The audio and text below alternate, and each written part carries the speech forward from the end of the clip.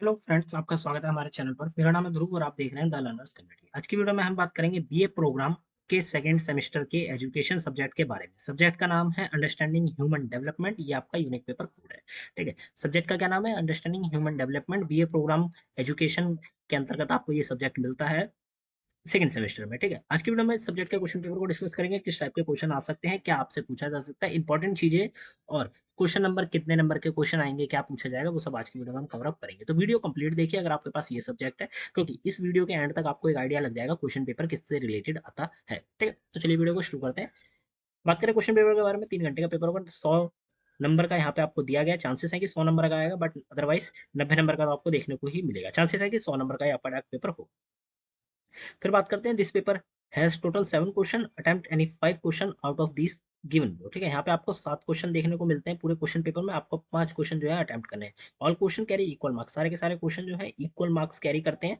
फिर आंसर में भी रिटर्न इधर इंग्लिश और हिंदी है। ठीक है, आप कोई भी एक लैंग्वेज जो है प्रेफर कर सकते हैं, इंग्लिश या हिंदी, उसमें अपना आंसर लिख सकते हैं। ठीक है, अब यहाँ पे बात करते हैं हमारे क्वेश्चंस के बारे में। तो हमारा जो पहला क्वेश्चन बनता है कि विकास के बारे में अध्ययन या शोध करने से हमें इससे संबंधित विभिन्न बहसों और मुद्दों के बारे में जागरूकता प्राप्त होती है।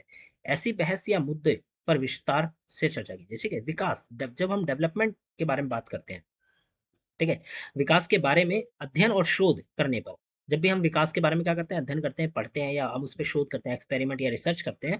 ठीक है, तो इससे हमें क्या होता है, इससे हमें अलग अलग प्रकार की जो बहस और मुद्दे हैं उनके बारे में जागरूकता मिलती है, उन मुद्दों के बारे में हमें पता चलता है। ठीक है, तो ऐसी बहसों और मुद्दों के बारे में आपको यहाँ पे क्या करना है, विस्तार से बताना है, डिटेल में बताना है कि भाई ऐसी कौन सी बहस हैं जिनके बारे में जो हम बहस करते हैं, तब हमें पता चलता है विकास के अध्ययन और शोध के बारे में डिटेल्स देखने को मिलती है। ठीक है, सेम यहाँ भी पूछा गया कि स्टडिंग और रिसर्चिंग अबाउट डेवलपमेंट। ठीक है, स्टडी करना या रिसर्च करना डेवलपमेंट के बारे में can provide us with various debates and issues related to it.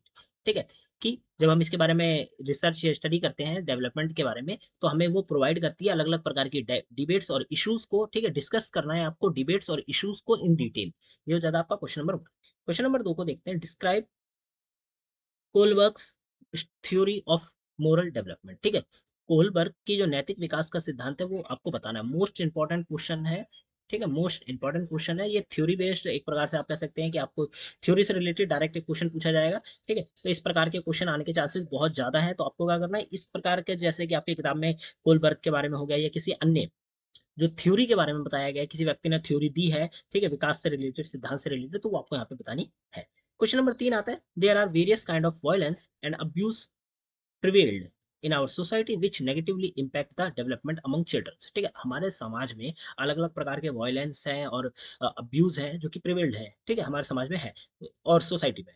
तो विच नेगेटिवली इम्पैक्ट, जो कि नकारात्मक रूप से इम्पैक्ट डालते हैं किस पर, डेवलपमेंट अमंग चिल्ड्रंस, जो चिल्ड्रन है, बच्चे हैं, उनके जो डेवलपमेंट, उनका जो विकास है, बच्चों के विकास के ऊपर नकारात्मक प्रभाव डालते हैं कौन से, वायलेंस और अब्यूज जो कि हमारे समाज में है। Discuss the statement with significant examples. अब आपको यहाँ पे जो स्टेटमेंट दी गई है ना, इसको आपको उदाहरण के साथ एक्सप्लेन करना है। हमारे समाज में विभिन्न प्रकार की हिंसा और दुर्व्यवहार है, ठीक है, व्याप्त है, जो बच्चों के विकास पर नकारात्मक प्रभाव डालते हैं। महत्वपूर्ण उदाहरणों के साथ इस कथन का क्या करना है, आपको वर्णन करना है, उस कथन को बताना है। उदाहरणों का मतलब यह है कि आप भाई बताएंगे कि भाई हमारे समाज में ऐसी कौन सी चीजें हैं जो कि बच्चों के विकास पर प्रभाव डालती हैं, जो कि समाज में नहीं होनी चाहिए, जैसे कि हिंसा या दुर्व्यवहार से रिलेटेड। ठीक है, जैसे हम एक बार बात करें, तो एक सिंपल सा उदाहरण लेते हैं, घरेलू हिंसा। घरेलू हिंसा का मतलब, अगर बच्चा छोटा है, वो अपने माता घर के अंतर्गत घरेलू हिंसा देख रहा है, अपनी माँ जो उनकी माता है, ठीक है, उनके साथ घरेलू हिंसा उसको देख रहा है, तो जो बच्चे की मेंटेलिटी है, जो उसका डेवलपमेंट है, विकास का, वो नहीं हो पाएगा सही प्रकार से। ठीक है, तो ये आपको यहाँ पे उदाहरण के साथ बताना है। फिर क्वेश्चन नंबर 4 आता है, ठीक है, एरिक्सन की मनोसामाजिक विकास के सिद्धांत ने संघर्ष को सुलझाने के लिए, हाँ मतलब ईगो को मजबूत करने पर उचित महत्व दिया है। ठीक है, एरिक्सन ने क्या बताया, एरिक्सन के जो मनोसामाजिक विकास का सिद्धांत है, ठीक है, मनोसामाजिक सिद्धांत मतलब साइकोलॉजिकल डेवलपमेंट का जो उनका थ्योरी है, उसमें संघर्ष को सुलझाने के लिए, कोई भी संघर्ष है उसको सुलझाने के लिए जो ईगो होता है ना व्यक्ति का, मजबूत करने पर उचित महत्व दिया है। उपयुक्त उदाहरण की सहायता से चर्चा करें कि प्रबल मतलब ईगो की उपस्थिति से संघर्ष का सफल समाधान किस प्रकार संभव हो सकता है। ठीक है, मतलब आप कह सकते हैं कि ईगो यहाँ पे दिया गया है, ईगो को एक प्रकार से कहा गया है कि हाँ, ईगो के ऊपर महत्व दिया गया है, ताकि जो संघर्ष चल रहा है वो सफल रूप से समाधान हो सके उस संघर्ष का, तो इस चीज को आपको यहाँ पे बताना है। ठीक है, Erikson theory psychological development paid due importance of strengthening the ego to resolve conflict. ठीक है, वो स्ट्रेंथिंग करते हैं, मतलब ईगो को ताकतवर या फिर हम कहें मजबूत बनाने के लिए बताते हैं, उसके ऊपर इंपॉर्टेंस देते हैं। With the help of suitable example discuss successful resolutions to conflict can be possible with the presence of strong ego. अगर आपका स्ट्रॉन्ग ईगो है तो आप लोग जो सॉल्व, एक प्रकार से हम कह सकते हैं कि सफल, वो जो संघर्ष चल रहा है, कॉन्फ्लिक्ट चल रहा है, आप उसको सुलझा सकते हैं। इस बारे में ये थ्योरी है, तो आपको ये बतानी है।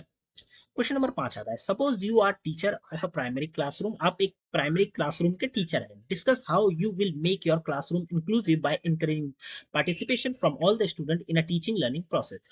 आप एक प्राइमरी क्लासरूम के टीचर हैं, ठीक है। अब आप अपनी क्लास में इंक्लूसिव को कैसे बढ़ाएंगे, ठीक है, किस प्रकार से बढ़ाएंगे, मतलब एक प्रकार से होता है ना कि बच्चों की भागीदारी को किस प्रकार से बढ़ाएंगे ताकि पूरी क्लास जो है पार्टिसिपेट कर सके, या पूरी क्लास के जो स्टूडेंट है वो पार्टिसिपेट कर सकें किसमें, टीचिंग लर्निंग प्रोसेस में।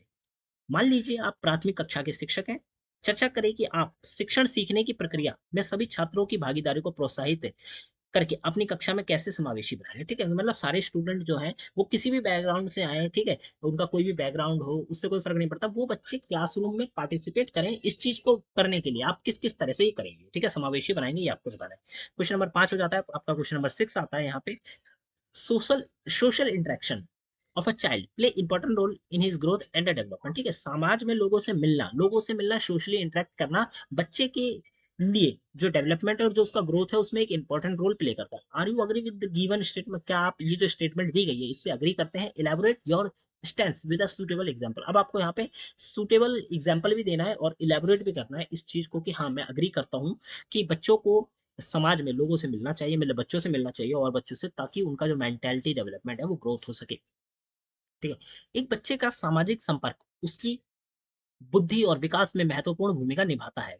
क्या आप दिए गए कथन से सहमत हैं? उपयुक्त उदाहरण के साथ अपना स्पष्ट कीजिए। ठीक है, देखिए मान लीजिए एक बच्चा है, अगर वो सोशली इंटरेक्ट नहीं कर रहा, ठीक है, बचपन में, तो इन फ्यूचर या जब वो बड़ा होगा, जब उसे बाहर जाके लोगों से मिलना होगा, उस समय वो इंटरेक्ट नहीं कर पाएगा। ठीक है, उसकी ग्रोथ और डेवलपमेंट उस प्रकार की नहीं होगी कि वो लोगों को से जाए, लोगों से मिले, बात करे, क्योंकि उसने वो कभी चीज एक्सपीरियंस ही नहीं करी है। ठीक है, तो ये एक इंपॉर्टेंट चीज है कि एक बच्चा बचपन से ही लोगों से मिले, घुले, ठीक है, बात करना सीखे। ये सारी चीजें उसकी मेंटेलिटी और एक प्रकार से कहें उसके ग्रोथ और डेवलपमेंट में एक इंपॉर्टेंट रोल प्ले करती है। तो आपको इसी चीज को और एक्सप्लेन वर्जन में बताना है। क्वेश्चन नंबर 6 हो जाता है। क्वेश्चन नंबर 7 है, write a short note on any of two the following. यहाँ पे 4 टॉपिक दिए गए हैं, ठीक है, इनमें से किन्हीं 2 टॉपिक के ऊपर आपको क्या लिखना है, शॉर्ट नोट लिखना है। Social construction of childhood, micro system, challenges of adolescence और फिर प्रिंसिपल ऑफ डेवलपमेंट। ये 4 है, ठीक है। क्या पूछा गया, बाल्य व्यवस्था का सामाजिक निर्माण, माइक्रो प्रणाली, किशोर व्यवस्था की चुनौतियां और फिर विकास के सिद्धांत। यहाँ पे 4 दिए गए, कोई भी 2 टॉपिक आप उठा सकते हैं, उन 2 टॉपिक के ऊपर आपको संक्षिप्त नोट लिखना है। पर आप लोग एग्जाम में देने जा रहे हैं तो आपको इन सारे टॉपिक्स के बारे में पता होना चाहिए। आप इनको एक बार पढ़ लीजिए, इनका आंसर को समझ लीजिए, किस प्रकार से आंसर लिखना है ये समझ लीजिए। ठीक है, अब यहाँ तक आप आ गए हैं तो कुछ चीजें इंपॉर्टेंटली समझ लेते हैं। आपका कोई भी आंसर जब आप लिखना चालू करेंगे तो सबसे पहले देंगे आप इंट्रो। ठीक है, क्या देंगे आप, INTRO, इंट्रो। क्वेश्चन में क्या पूछा गया उसके बारे में बेसिक डिटेल 4-5 लाइन में, ज्यादा ज्यादा 4 से 3 लाइन में आप इसको एक्सप्लेन करेंगे। ठीक है, उसके बाद आपका आंसर के मेन पॉइंट्स आएंगे। कम से कम आपका अगर आंसर 18 नंबर का है, 18/95, ठीक है, 18-18 नंबर के आपको 5 क्वेश्चन देखने को मिलते हैं इस पेपर में, तो आपका 18 नंबर का एक क्वेश्चन बनता है। ठीक है, अब बात करते हैं हम लोग कि आपको कम से कम 5 से 6 पॉइंट एक्सप्लेन करने होंगे। ठीक है, 5 से 6 आप पॉइंट जो है वो एक्सप्लेन करेंगे।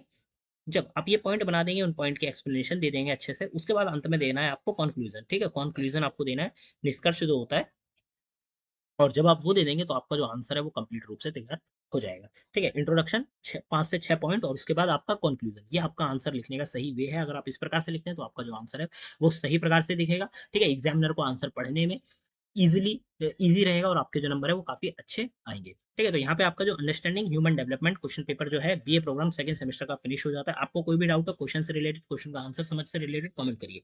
कमेंट बॉक्स आपके लिए खुला है, हम लोग आपकी पूरी हेल्प करेंगे। ठीक है, तो यहाँ पे आपका क्वेश्चन पेपर कंप्लीट हो जाता है। मिलते हैं अगली वीडियो में। Thanks for visiting on my channel guys.